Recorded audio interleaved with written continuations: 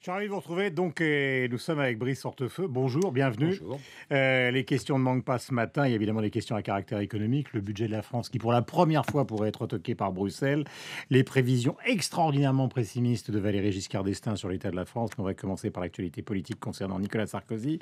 Alors, est-ce qu'il s'agit d'une mise à mort politique, cette nouvelle, enfin, tentative de mise à mort politique, cette nouvelle enquête des juges sur la pénalité, ou est-ce qu'au fond, ils ont raison? Alors, je sais bien que vous allez me dire le contraire. Non, mais Concernant... attendez, faites pas la faites Non, non, pas je pose réponse et question, non, non, il y a faites les question deux simplement. hypothèses. Il y a les deux hypothèses, quoi. Oui. La mise à mort ou de l'autre côté, finalement, il était au courant. Bon, d'abord, il y a une réalité que l'on aime ou que l'on n'aime pas Nicolas Sarkozy. Personne ne conteste une chose, c'est qu'il n'est pas du genre à se cacher ou ne pas assumer ses responsabilités. Il a dit ce qu'il en était. Sur le point très précis que vous évoquez, et à savoir l'ouverture d'une enquête, en réalité, c'est très simple. Ce n'est pas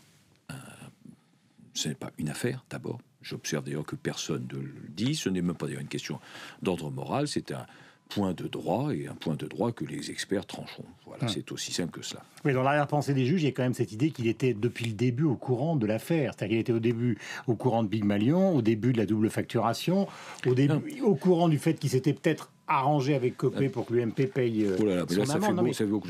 C'est ça qu'ils ont dans la tête. Ils ne pouvaient pas ne pas être au courant. En réalité, Nicolas Sarkozy, là aussi, a dit ce qu'il en était. Il a dit qu'il ne connaissait pas cette société Big Malion, ce qui ne me surprend pas, parce que moi, d'ailleurs, je ne la connaissais pas non plus. Et il ne l'a connue qu'après la campagne présidentielle.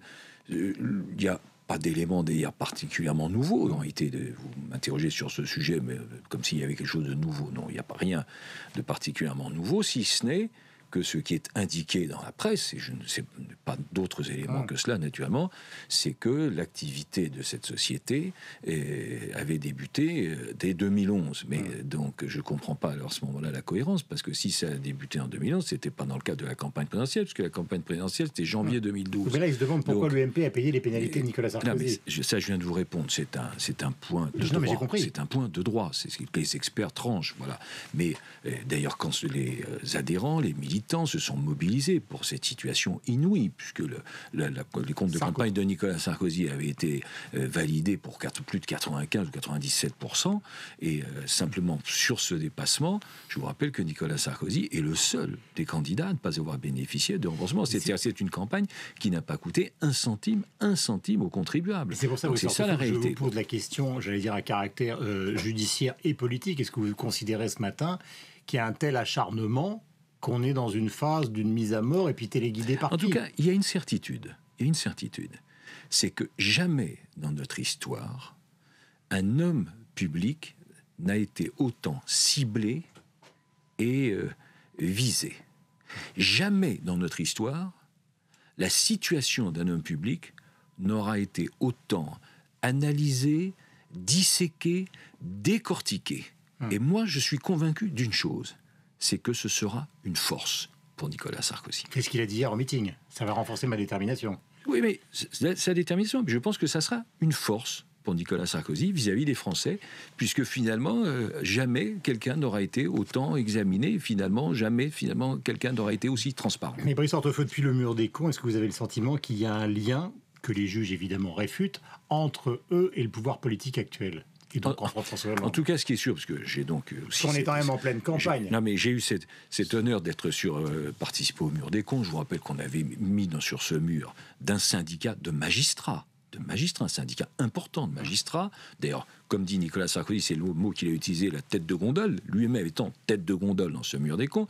Tous ceux qui exercent une parcelle d'autorité, qui incarnaient une autorité à un moment donné de par leur fonction, ont été ciblés et traités donc de cons sur ce mur. Une allergie, sans compter d'ailleurs, je vous rappelle, des parents de victimes, vous dire l'état d'esprit. Effectivement, se dire que c'est des magistrats qui ont cautionné ce mur des cons, ce n'est pas fait pour me rassurer. Et je pense que c'est pas grave si ça me rassure pas moi, mais je pense que ça peut effectivement préoccuper nos concitoyens. Je repose la question, c'est une allergie ou c'est un lien avec la politique? C'est ça la grande question. Soit c'est un syndicat qui est allergique à Nicolas Sarkozy parce que les petits pois, vous vous souvenez des mots, soit c'est une véritable opération politique pour le liquider. C'est quand même ça la question qui est posée. Ah ben oui, mais vous donnez dans votre question un élément de réponse. Oui, c'est pas moi qui réponds, c'est un acharnement. Oui, mais je vous dis, si vous me dites qu'il y a un acharnement, s'il y a un acharnement, c'est donc qu'il y a une filiation politique. Est-ce que vous considérez actuellement qu'il y a une sorte de confusion des genres sur les deux campagnes, c'est-à-dire celle qui est celle de la présidence de l'UMP et celle qui concerne les primaires? Non, mais pour Nicolas Sarkozy, il avance avec beaucoup de sérénité. Il ne mouscule pas les échéances. Il ne confond pas ce qui ne doit pas l'être. Aujourd'hui, il est candidat, lui, à une élection qui a lieu dans quelques semaines. Il ne parle pas de l'année prochaine, il ne parle pas de l'année d'après, il ne parle pas encore de l'année d'après. Dans le Figaro Magazine, il y avait une sorte de programme du candidat Nicolas Sarkozy. Chaque chose en son temps. Et vous savez, la conviction, sa conviction, elle est très simple. Et je pense que ça sera la conviction d'ailleurs des militants qui auront à s'exprimer. C'est que pour redresser notre pays, il faut commencer par refonder l'opposition.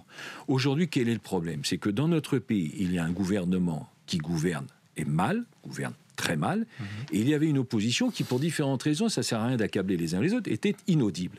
Dans une démocratie moderne, nous avons besoin d'un débat entre la majorité qui gouverne et l'opposition qui doit construire, proposer, être une alternative, et nous devons avoir une opposition qui doit donc être entendue, être crédible. Et bien finalement, si Nicolas Sarkozy est élu demain président de la famille politique, qu'il va changer, parce que s'il est élu, c'est pas pour continuer, c'est pour changer, eh bien il aura à la fois la légitimité, la crédibilité et l'autorité. Croyez-moi, ça sera un atout pour le débat dans notre pays. Est-ce que vous considérez que ceux qui, finalement, dans la même famille politique que lui, briguent aussi des mandats, alors ils sont nombreux et à des niveaux différents, la présidence de l'UMP pour Bruno Le Maire, Hervé Mariton, ou François Fillon et Alain Juppé pour les primaires, est-ce qu'ils n'ont pas eux aussi finalement envie que les juges le tuent ? C'est prêter des sentiments qui ne seraient pas très nobles. Oui, mais la question donc je ne peux pas le croire. Mais nous, c'est pas comme ça que ça fonctionne. Fillon et Bertrand disent par exemple que Malion, ils étaient au courant. Oui, mais Alain Juppé a dit, d'ailleurs, je pense qu'il a raison, d'ailleurs, qu'il n'en avait jamais entendu parler non plus. Vous voyez. Donc, mais la réalité, c'est pas comme ça. Nous avons une compétition pour l'élection à la présidence de notre famille politique. Toutes les candidatures sont bien évidemment légitimes et toutes ces personnalités qui sont des personnalités compétentes, des personnalités de talent, le moment venu seront rassemblées. Parce que quel est l'objectif de Nicolas Sarkozy? C'est précisément d'apaiser, d'unir et de rassembler. Donc vous n'entendrez pas, alors évidemment c'est décevant peut-être un peu vous, mais vous n'entendrez pas dans ma bouche de critiques à l'égard de ceux que vous venez de citer. Vous n'avez pas cité le nom de François Hollande dans la bataille actuelle, concernant justement le rôle des juges. Non, vous avez l'impression qu'il y a un lien ou qu'il n'y en a pas? Si vous voulez que je vous parle de François Hollande, oui, je le résume.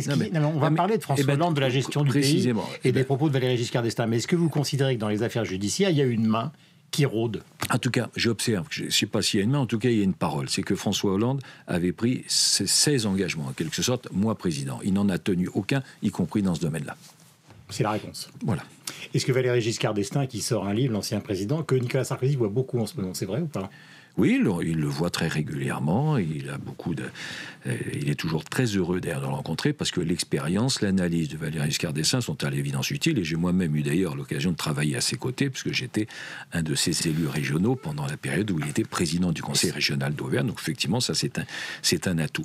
Est-ce que vous reprendriez le mot qu'il réhabilite dans la presse pour justement en fait la vente de son livre, mais aussi la réflexion sur l'état du pays? Il parle carrément de décadence. Oui, est-ce que c'est exagéré? Oui, il dit que l'alternative c'est déclin ou décadence. Mais ayant eu l'occasion de parler il y a déjà quelques années, de longues années d'ailleurs, avec Giscard d'Estaing de ce sujet, je suis convaincu que son analyse est la suivante.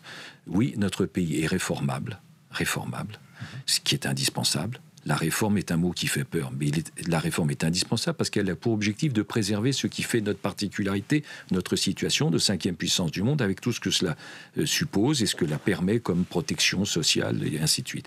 Notre pays est réformable, mais dans des laps de temps très courts. Et c'est un élément très important, et je crois que c'est aussi la conviction de Nicolas Sarkozy. Mais est-ce que cette conviction... est-ce que vous trouvez par exemple que le voyage de Manuel Valls à Londres était une bonne chose pour justement lutter contre cette ambiance de défaitisme en disant qu'il n'existe pas en France, c'est ce qu'il a dit à David Cameron, qu'il n'existe pas en France justement de climat anti-business? Oui, enfin, vous savez, trop de communication tue l'action.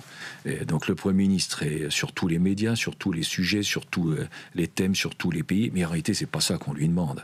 On lui demande que ne soient pas oubliés tous les engagements, Que ne soit pas oublié l'engagement de réduire le chômage, 500 000 de plus depuis 2012. Que ne soit pas oublié l'engagement de réduire les déficits, 4,4% cette année au lieu des 3% qui étaient annoncés.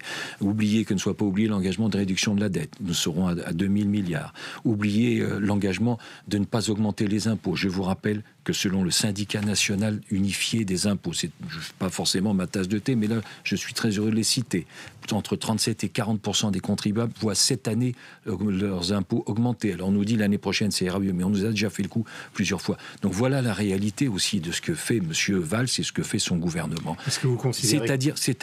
C'est-à-dire que la politique qui est menée aujourd'hui est un désastre pour notre pays et un désastre pour les Français qui voient en 2014 leur pouvoir d'achat baisser pour la première fois depuis 1984. Hortefeux désastre, c'est encore pire que Giscard déclin.